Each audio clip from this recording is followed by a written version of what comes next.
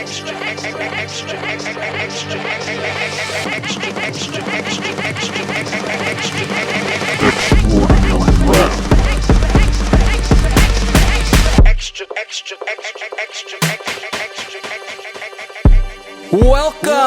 to the Extraordinary Rap Podcast. In this episode, I interview one of the most unique, divisive, one of the whitest, and one of the most Canadian rappers of all time, Epic. In our bonus episode this month, you will hear me talk about a bunch of what I consider to be classic music projects, albums I've recently revisited, probably including a lot of things that most people are unaware of. You can find that at patreon.com/extraordinaryrap, along with all of our other past bonus materials. I'll have another bonus episode coming out in a couple weeks in which I spotlight a bunch of more recent releases that I've been enjoying. One in particular that I want to talk about just briefly here on the main episode is the new album, the debut album by Wave Generators. The album's titled After the End.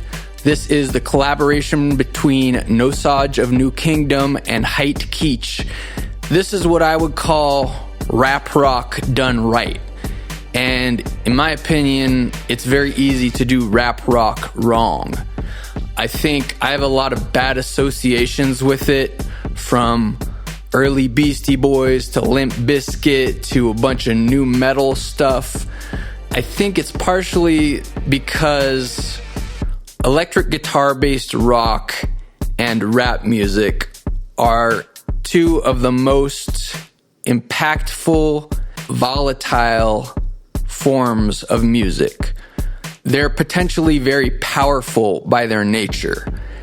And when you combine the two, I think it's easy to go overboard into cartoonishly dramatic territory. So for me, when someone does rap rock correctly, they're walking a very fine balance. And the Wave Generators do that masterfully, in my opinion. My mom say I'm incompetent. Last night I lost my confidence. Saw that I ain't give a fuck. Now I wish I fucking did. Hollering at the moonlight cause I high when I'm fucking pissed. Stayed away too long, floating right out of your consciousness. They saying I'm back, I don't agree with that. Think I took too long with my shit. Took my trip and we're setting up in a new city. We're setting up in a new town. So I highly recommend this album. You can find it at wavegenerators.bandcamp.com and elsewhere. And now, my interview with Epic. He's been doing his thing since the mid-90s and has a new album coming out very soon, which to my ears sounds great and as fresh as he did when he made his debut on the larger hip-hop circuit in the early aughts. So it's an honor and a pleasure to present Epic. All right, so my introduction to you was after the release of your first album, 830 in Newfoundland. The online message boards were all abuzz, talking about mostly how, like, awful you were, you know, because you were so unusual sounding for the time, especially in 2001, when it was really rare to hear any rapper that sounded so unorthodox in their delivery. People would claim, like, this isn't real hip-hop. That was still a time when people were talking about, quote-unquote, real hip-hop. It was from, like, the subject matter, you know, you would talk about financial troubles, aging, admissions of weakness, Canadian prairie references. On top of that, like, sometimes your couplets would not rhyme. I think a lot of people had issues with that. And there were moments of, like, mildly awkward rhythm, off-kilter syllable placement. And this was all done with, like, a very heavy Canadian accent. It's a nice night, so I'm out for a walk with the Walkman on for 10 city blocks with barking dogs approaching in the distance. I'm rapping to myself because nobody listens, or at least I mean nobody's around.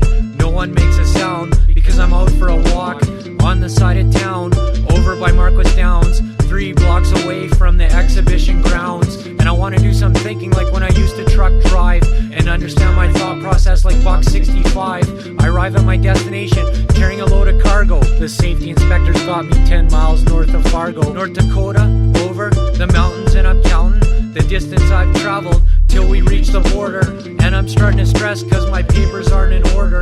I'm doing a lot of thinking to get my life in order. So you attracted the ire of a lot of traditionalist hip-hop people online, and they were pretty ruthless. So what I'd like to know is, how self-aware were you about how unusual you were, and what was your mindset going into the hyper-masculine hip-hop world of the times?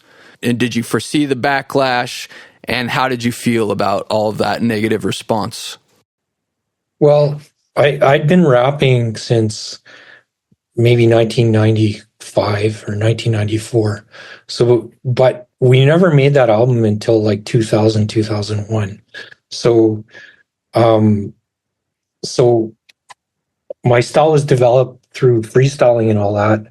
But I'd always wanted to, like, I studied a lot of rappers that weren't like traditional rap, like my my influences out, of course, after De La Soul and Diggable Planets and Hyro and all that. Then my influences got into like Saphir and Volume 10 and Razcast. So I was like studying the West Coast, like Peace, Freestyle Fellowship, and those really influenced my style. So my heroes weren't really like, the people that didn't like my style didn't like my heroes either, right? So that kind of helped. So I was aware that I was doing something different because that's what I wanted to do, and doing something different with the way I rapped and all that. But then coupled with that was like in my city, in my small city, like it's only like 300,000 people, but I was like the most popular rapper. So locally, if anyone wanted anything, didn't like my style, I just wait till, if it was a rapper, I just wait till they got on stage, and then I'd battle them, and then everyone would boo the other person and all that. But then as things, we made this album, and it kind of went out to hip hop infinity and all that, and through like the file sharing, then it was like all the people who didn't like me was like magnified, but it was different because they also didn't know me, right? Yeah. But I was just so in love with like all the people I was making music with. That was like my life, really. The people I was making music with, and then the people I looked up to, like Annie Con and like Board Stiff and all the like crazy style rappers. So I didn't care. And then plus, when I went out and did met people, like I met people at Scribble Jam and all that, pretty much everyone was like super nice. But there was like a group of like people hating on the internet, but that's cool. Seems like you just kind of let it roll off your shoulders. You didn't let it bother you too much, huh? Yeah, no, it never bothered me. Hope we get home safely. A lot of you people hate me. That's to be expected. I gotta get over when these times are hectic. We have to take this whole weekend to just chill out. You never ever know when any blood will spill out. Friends become opponents in a rat race like a rodent. Live life to the fullest, plus we have to seize the moment. Like a dead poet, society don't lie to me. The mainstream still sucks when business destroys the art. I detect when underground rappers want to go platinum. In fact, we knew like the more there was people that didn't like our music, like a lot of times that's a good sign, because then it means that like you're doing something that's like out of the norm and different, right? Yeah.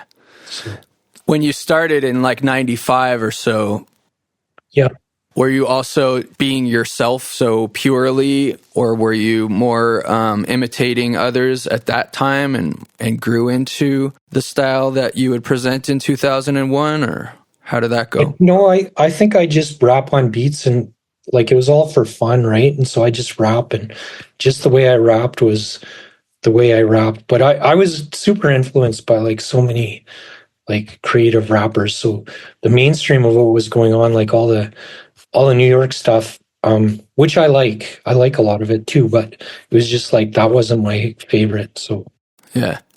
How did you respond to people saying that you sounded too white?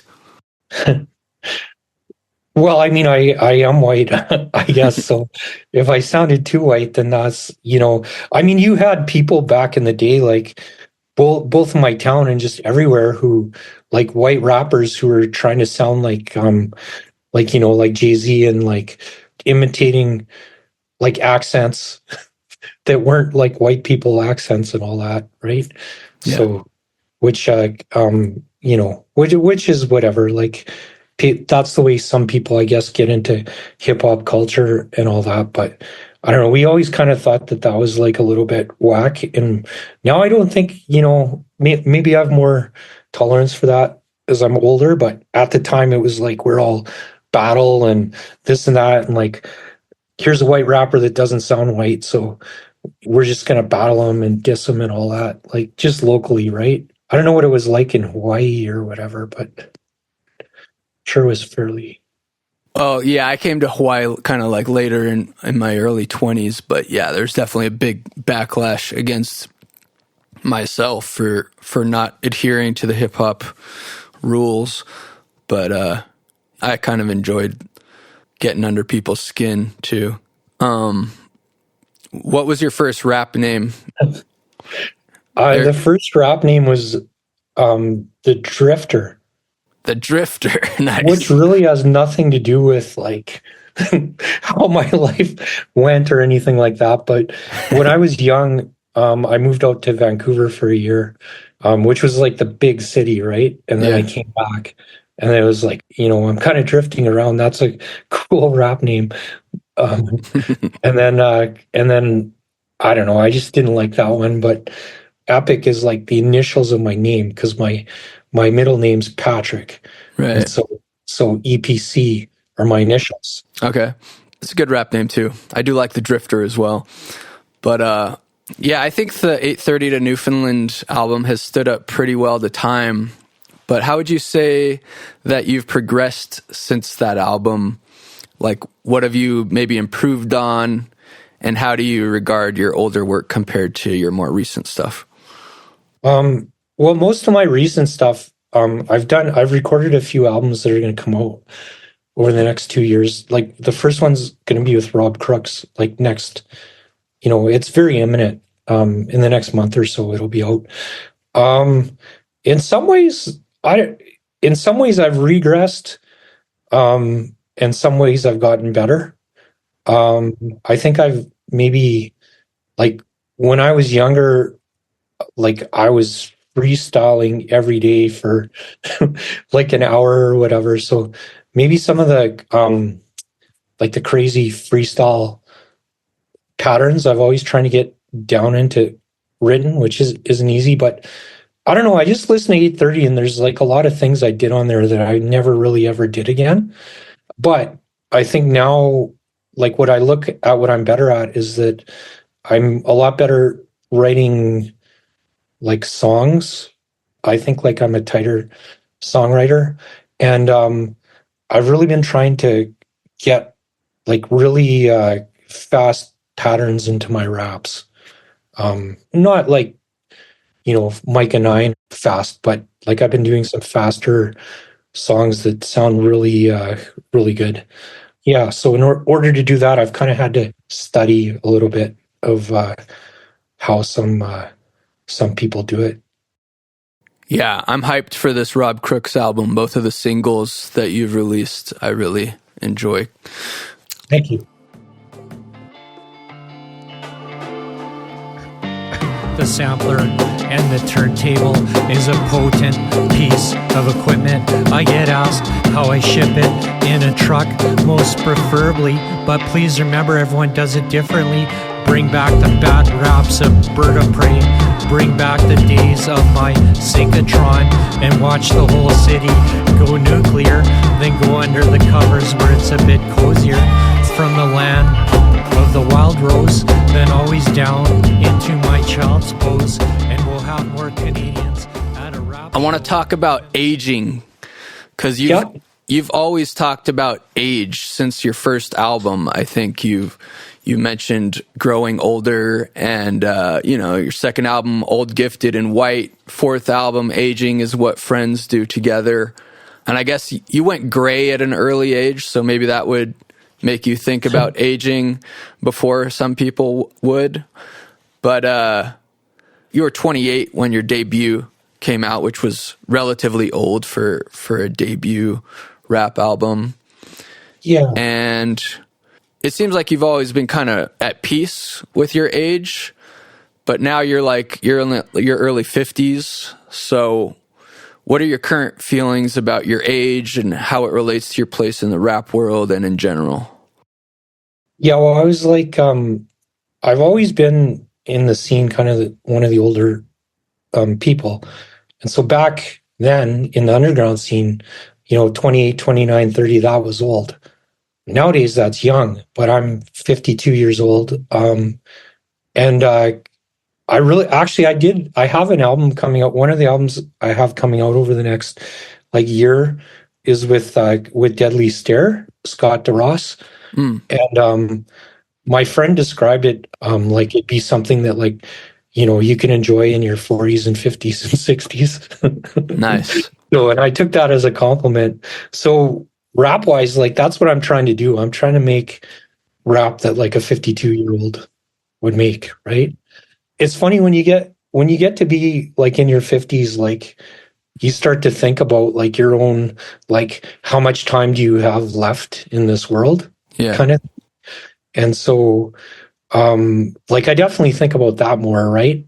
That hasn't really influenced too much my music other than, I don't know how many years left I have rapping and how many years left I have on this planet. But that's one thing, when you get in your 50s, some things get to be really important that or even more enjoyable that weren't before, right? Yeah. So, yeah. Yeah, I mean, as a listener, also growing older, I really appreciate a lot of older, wiser MCs at this point. I think there's a huge market for old man rap. And I think, you could have another 50 years in you. So I think sure.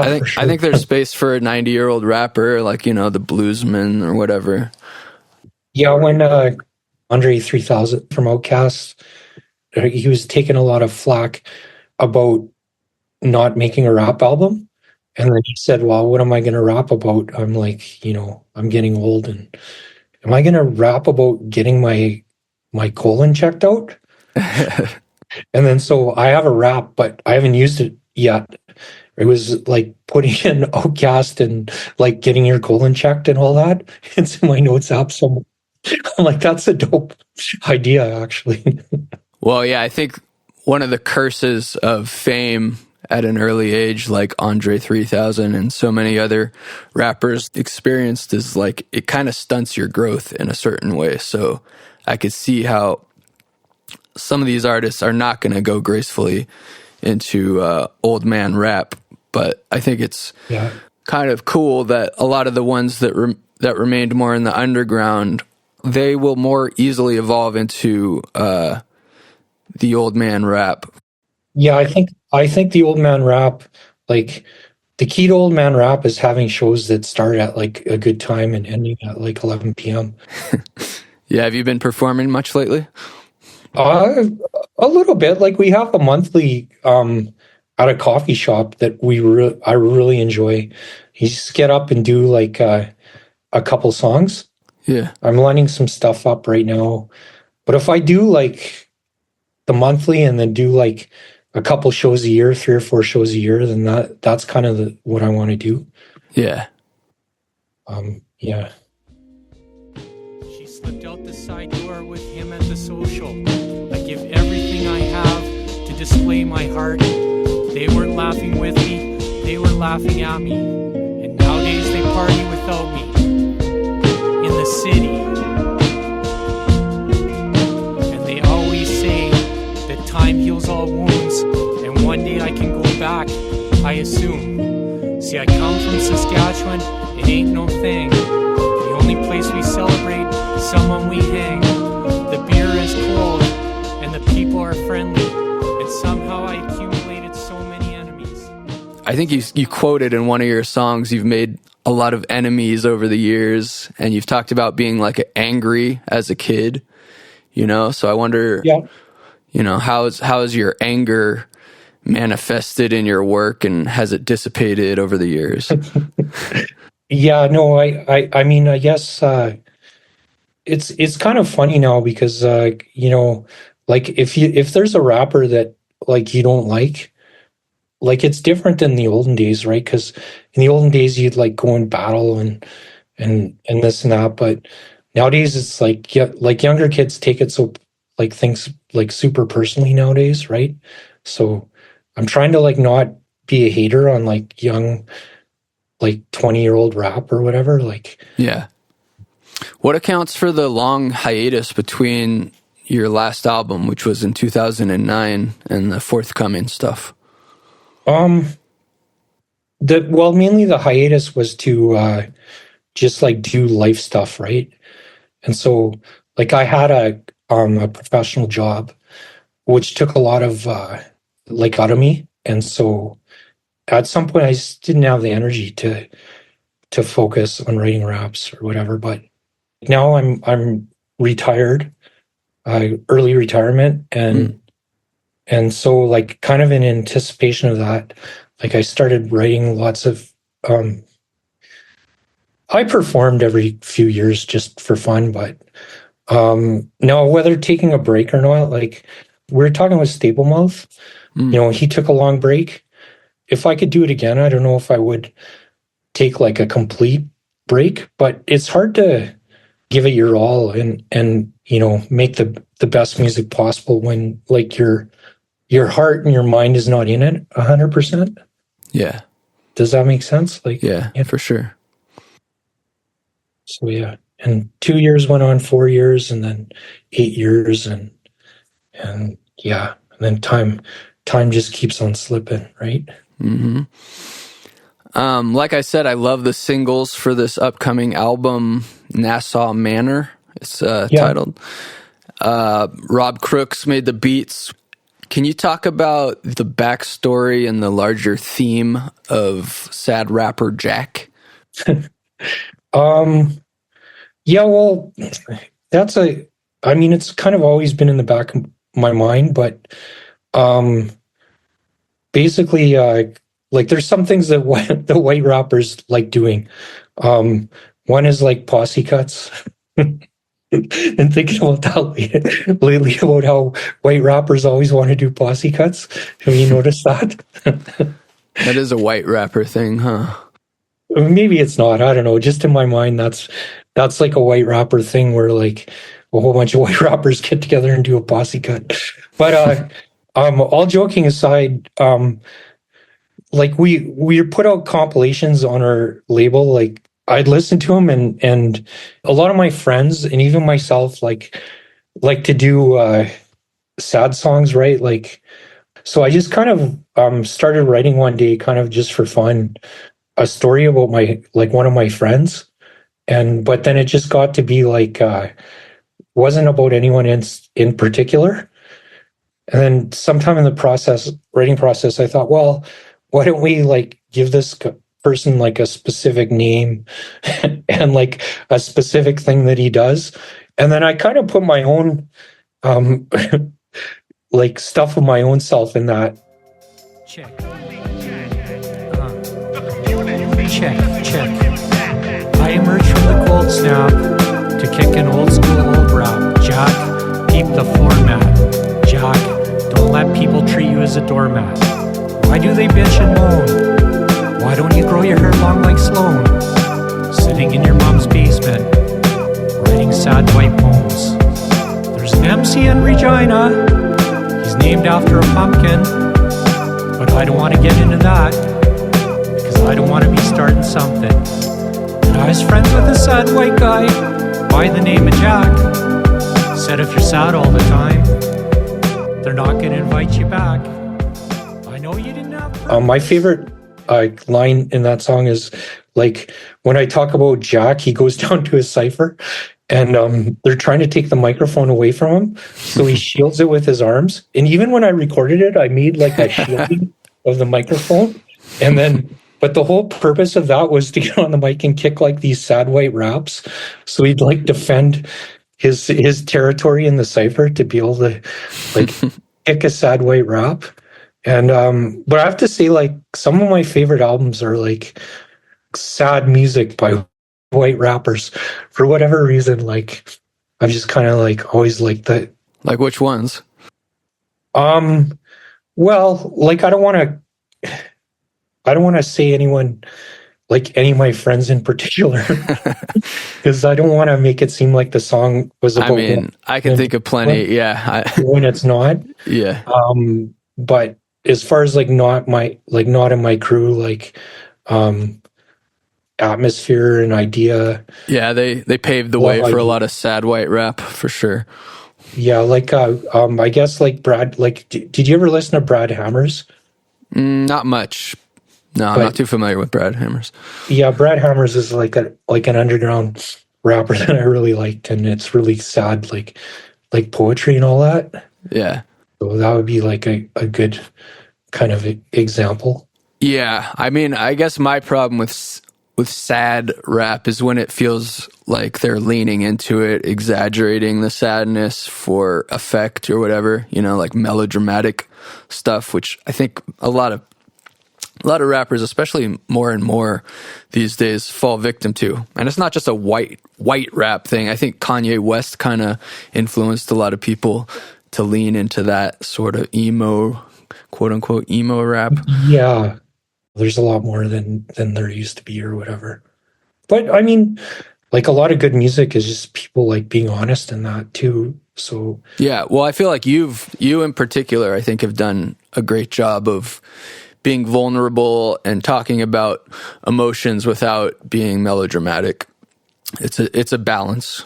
Yeah, for sure. And my first rhyme partner, like So too, like that's like yeah, his stuff is like brutally sad. My stuff and his stuff, definitely, like, when I was writing the song, I was picturing that a bit too. When I was re-listening to some of your older stuff the last couple of days, I was definitely imagining like that there was a heavy so influence maybe in some of your dramatically sad stuff, and kind of wondering if you were like subconsciously battling each other to see who could do the most sad, brutal stories. We kind of influenced each other, right? Yeah. So my sad raps probably had a lot of influence on So and the other way around. But I mean, this is pretty heavy. But like, when I was in my 20s, there's a lot going wrong with my life, and you know, at some point that changed. So I'm not really, like, now as a 52-year-old person, like, I'm not the sad person I was in my 20s. So the album again is called Nassau Manor. What's that title come from, and what else can we expect from this album? Well, the title, actually, I recorded this album. I went out to Winnipeg, where Rob's from, so we could record it in person. I do stuff over the internet too, but just the opportunity was there. And so Nassau Manor is the place where we recorded the album. And I mean, the 2 singles are out, but like, there's a lot of other really good jams on there. There's I have a jam that's like a political song. You know, I just kind of wanted to write how I was feeling at that time. Mm-hmm. Like, there's a fun song Like I visualize, like when we used to make songs, we used to before in the olden days, like this sounds ridiculous now, but we think of ways to make to deaden the sound.